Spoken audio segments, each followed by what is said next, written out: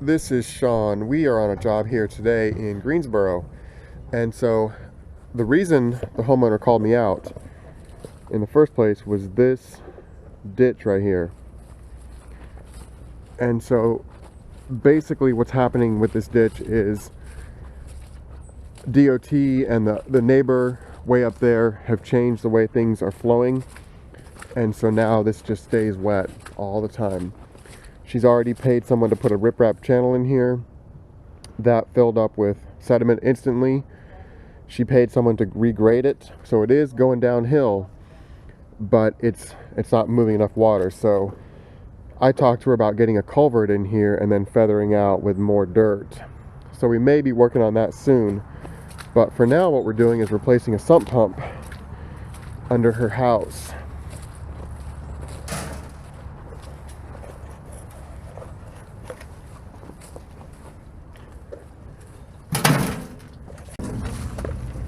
You got something I can dip this water out with? Yes, we have a garden hose pump right here. Oh, sweet. Point. Let's see if we can get that rolling. Easy. That's good. And then you got a plug right above your head there, Ronald.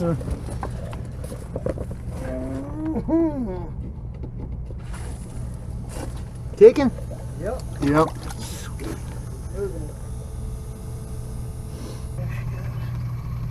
It's not backflowing anymore now. Yeah, we lifted the pipe up. Hopefully we can get a pipe stuffed up in that thing. Well, This is heavy. try not to make a mess where we're gonna be. Yes. The original sump pump was just sitting in the mud and muck right there, and so here Ronald is digging out a small basin, but what happened is he bumped into the foundation right there, the footer. And so this also happens to be the low point in the crawl space, so this is really where the sump pump needs to be. So we're going to end up here in a second having to modify our sump basin to get this to work correctly. Inch above that hole. It's an inch above the holes. That hole right there is an inch above that hole. Okay.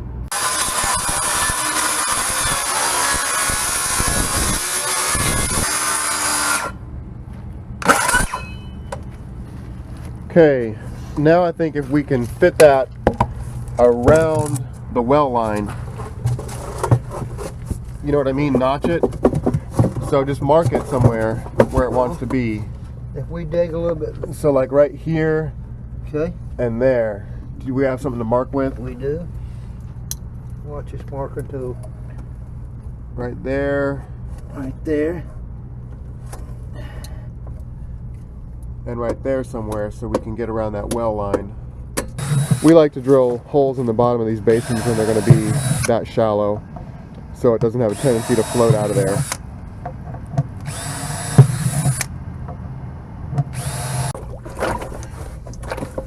I like it. It's sitting on a little. Can it slide in a little bit more In which way? under the well line? Let me. That's it. What's it hitting on? The wall back there, I guess.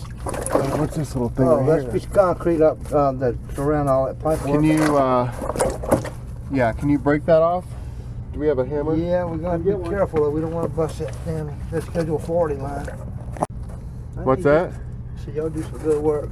You like it? Just a little bit more on this side right here to make it a little more level up. See what that's gonna do on us. What about some gravel in there? That might help level it. Yeah, well, let's level it. Put a little gravel in there. We're kicking, man. All right. I think we're doing good, yeah. The old sump pump just had a short piece of discharge pipe, and they have this piece of corrugated. You can see it right there coming out of the ground. And what happened is when that corrugated got crushed, the sump pump could no longer discharge out of the crawl space. And I think it may have backed up or something, but the sump pump blew out. And so all we're doing here is we're using that piece of corrugated as a sleeve. So we're running our piece of 1.5 inch pressure PVC back into the crawl space. And so here in a second you'll see the other end of it coming out right next to the sump pump basin.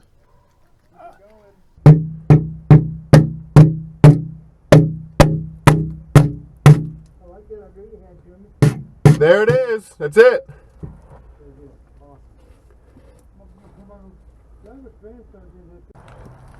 I wanted to show you really quickly the difference between DWV fittings and pressure fittings. So on this side we have DWV, which stands for drain, waste, and vent. On this side we have pressure fittings. And so the main difference here is the gluing surface. So you can see that our DWV has a smaller gluing surface than our pressure fitting. Here's a coupler here. So you can see the difference in the couplers as well. So DWV, pressure. So when we do sump pump installs, we use only pressure fittings. We don't use these DWV fittings.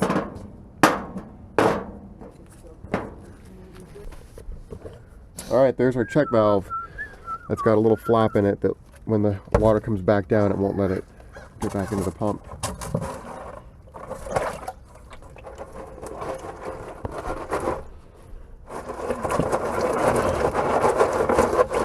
Okay. We're ready to sink this pump now, ain't we?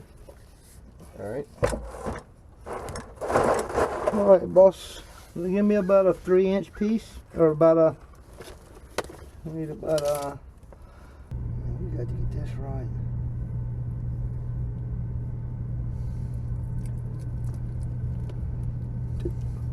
I want to turn that right toward. Right there.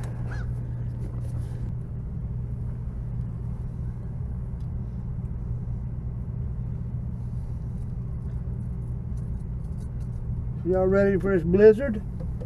Oh yeah. I'm opening it. My Looks wife's pretty, but doesn't stick. They said snow, my wife's feathers flew. I said, oh God, why'd y'all have to say that word? She Now, gets, if I were you, I'd push the pump a little bit closer to the center there. That way you have a little bit of wiggle room in the future. right. Okay, let me have a piece of, I'll tell you what. Jeremy, have you got you cutting off that end piece, aren't you? Yeah, I'm Just cutting what it you from the need. end. Yeah. Okay, let me have a 90. And let me have a, I need a piece of pipe roughly.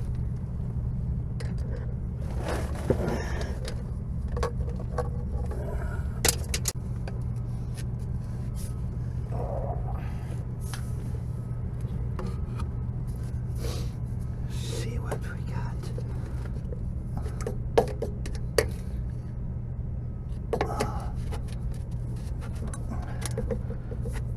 Yeah, let's go about a 3-inch piece. Yeah, 3-inch piece. That'll give us a little bit of wiggle room. Yeah. Those two angles don't change. So you get those two in there first. Right. And then when you put the other one in, you turn it wherever it's going to land, and then Gotcha. it's good to go.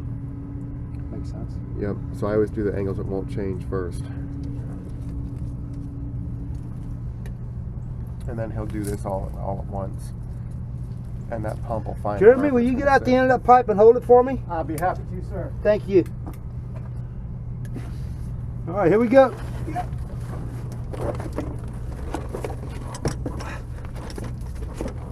Sweet. That's it. Good, Sean? Yeah, You want to turn it anywhere where I can? yep, wherever you want to. Stay However right you there. like it. That's good right there. Yeah. Sweet. Now we can pop our union loose. Yep. That can come right out of there. Sweet. All right, look here. Show your camera in here, Sean. Let's get all this out of here. This excess glue. Yeah. So we don't have no problem in there. Nice. You want to let it all dry out before we put it back together? No. So it won't. Well, we won't tend can. to- We can. Yeah. Won't hurt matters. Yeah. All right. Sweet. And that's how you put a drain in, folks. A sump pump. Sump pump. Drain. It's a drain, man. All right. Let's get you some gravel.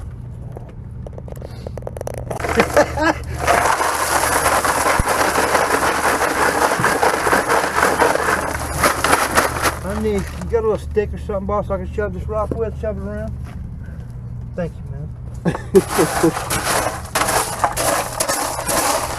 We'll use what we got. It's nice job, bro. Let me have some of that in the back here, We got 2 more buckets too. Well, something lightweight to pick up over this. There you go.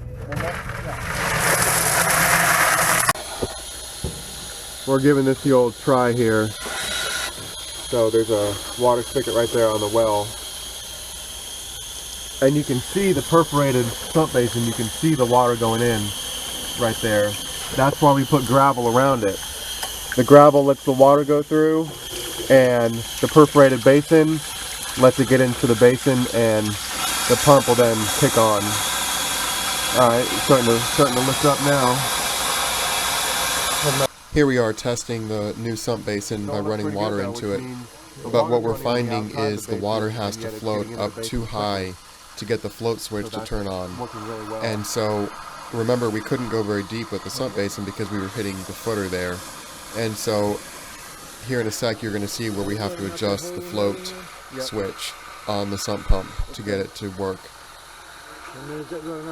It just needs to fill up more. Yep. Nice. So that basin probably could have been a little bit deeper, but we were hitting concrete. Probably could have been a little deeper, yeah. What, just a hair? Yep. Well, even if it's right there. Yeah, I'd say the lower the better. Go for it. All you gotta do is move it, huh?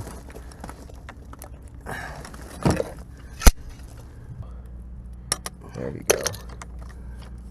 That's some quality work. Grab it right there with it.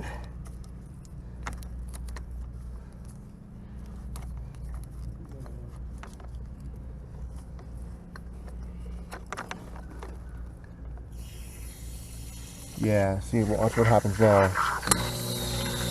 Sweet. Nice. Well, let's test it. Okay. It's gonna have to work. Do you think that's too low, or you think it's going to work? No, it's gonna work. Anything that all gets in there, it's gonna kick it out. Is it on right now? Yeah. It is? It just doesn't have enough in it yet. Kick it on.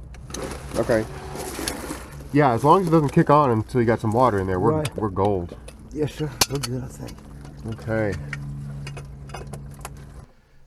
We got that float customized, and we ended up spending a bunch of time filling it up and readjusting it and filling it up and readjusting it.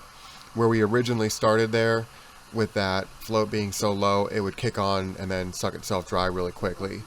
And so it was cycling too fast. So we moved the stop on the float up a little bit higher so that it would fill up more. And we got it to work to where we were happy with it working. So at the end of, I don't know, a few minutes of messing around with it and readjusting it, got it working really well. It's dropping a good bit. We're good. Okay. So adjusting that float a little bit really helped. Yeah. Okay, yep.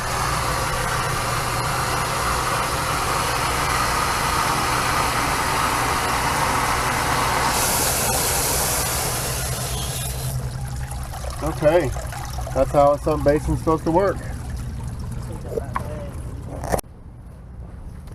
Here's our outfall, and this is all going to be incorporated into the fix for this. And so you typically wouldn't want to leave this open like this, but once springtime hits, she's going to take care of this. So she was just like, just leave it there, and we'll hook it into the culvert later. So we are, I guess, about finished with this job. That was a custom sump basin.